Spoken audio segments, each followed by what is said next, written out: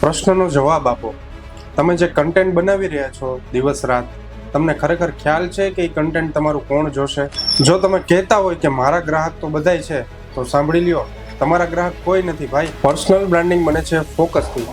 જેમ ડોક્ટર બધા રોગનું નિદાન એક ડોક્ટર નથી કરતો, એમ તમારે પણ ચૂઝ કરીને તમારો સ્પેસિફિક ટાર્ગેટ ઓડિયન્સ નક્કી કરવો જોશે અને તમારે એક જ કેટેગરીનો ટાર્ગેટ ઓડિયન્સ નક્કી કરવા જોશે. હવે તમને મનમાં પ્રશ્ન આવતો હશે કે ટાર્ગેટ ઓડિયન્સ ફાઇન્ડ કઈ રીતના કરવું, તો એના માટે આ 3 પ્રશ્ન છે કે હું જે કામ કરું છું એ કોના માટે કરું છું, કોને સારી મદદ મળે છે મારા કામથી, મારો ટાર્ગેટ ઓડિયન્સ કઈ ભાષા સમજે છે, અને ત્રીજું, જે મારો ટાર્ગેટ ઓડિયન્સ છે એના માટે હું શું કરી શકું કે એના પ્રશ્નનો હલ થાય. હવે તમારા મનમાં એક પ્રશ્ન આવતો હશે કે ટાર્ગેટ ઓડિયન્સને એક જ કેટેગરીમાં ટાર્ગેટ કરવાથી શું ફાયદો થતો હશે?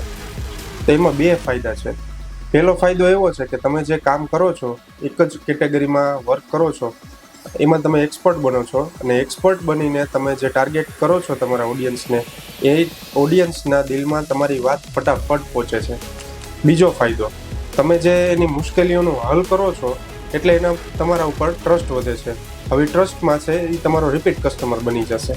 માર્કેટમાં તમારે કોઈ પણ કોમ્પિટિશનની હે ને ચિંતા કરવાની જરૂર નથી, કે કોઈ પણ ભીડની ચિંતા કરવાની જરૂર નથી કે મારી કેટેગરીના આટલા લોકો છે.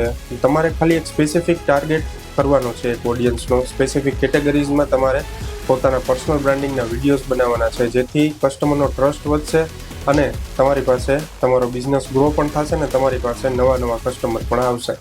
તમને જો તમારો કસ્ટમર મળી ગયા હોય ટાર્ગેટ ઓડિયન્સ, તો આ રીલના કોમેન્ટ બોક્સમાં ગોટ ઇટ લખો અને આ રીલ 5 જણાને શેર કરો.